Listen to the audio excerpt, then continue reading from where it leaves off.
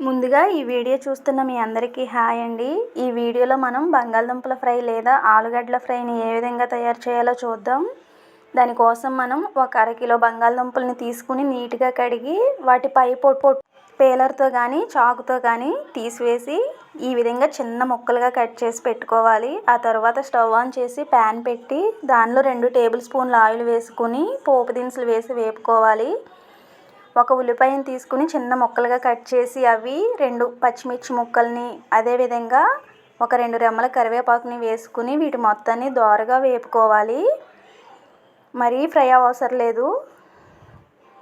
ఇలా దోరగా వేగిన తర్వాత మనం కట్ చేసి పెట్టుకున్నటువంటి పొటాటో ముక్కలు ఉన్నాయి కదా, అవి వేసి వీటి మొత్తాన్ని కలుపుతూ ఒక 3-4 నిమిషాల పాటు వేపుకోవాలి. తర్వాత మూత పెట్టేసి మరొక 7-8 నిమిషాలు వీటిని అయితే ఫ్రై చేయాలి.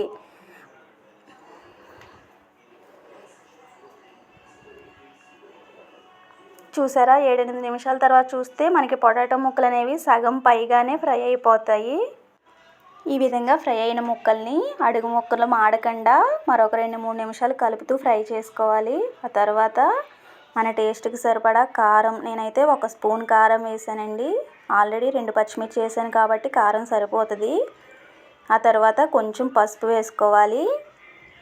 అలాగే టేస్ట్కి సరిపడా సాల్ట్, 1 స్పూన్ సాల్ట్ అయితే సరిపోతుంది.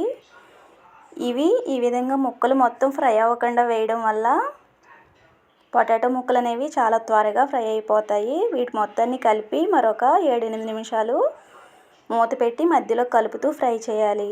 ఇందులో సీక్రెట్ టిప్ ఏంటంటే ఒక 7-8 రెమ్మల వెల్లుల్లిని తీసుకుని వాటిని పొట్టు తీసి దంచి పక్కన పెట్టండి. ఆ దంచిన వెల్లుల్లి వేయడం వల్ల ఈ ఫ్రైకి మంచి టేస్ట్, స్మెల్ వస్తుంది. ఇది చాలామందికి తెలిసి ఉండొచ్చు, తెలియని వారికి సీక్రెట్ టిప్ ఇది. మనకి పొటాటో ఫ్రై అయితే ఆల్మోస్ట్ రెడీ అయిపోయినట్లేనండి.